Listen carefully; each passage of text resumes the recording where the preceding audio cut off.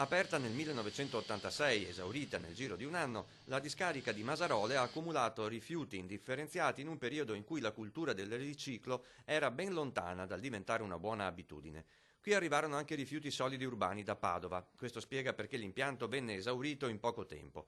Ora, vicino alla discarica, sorge una ricicleria comunale ben organizzata, mentre all'interno sono iniziati i lavori. L'intervento prevede, appunto, oggi hanno iniziato a togliere gli alberi, poi verrà tolta la copertura che c'è adesso appunto alla discarica e verrà rifatta una copertura impermeabile in grado appunto di evitare che la pioggia entri in contatto con i rifiuti che sono nascosti sotto. L'intervento è partito da qualche giorno e sarà realizzato a tappe forzate entro qualche mese. 1,5 milioni di euro quindi per mettere un grande coperchio sull'area di 20.000 metri quadri di quella che in passato era stata una cava.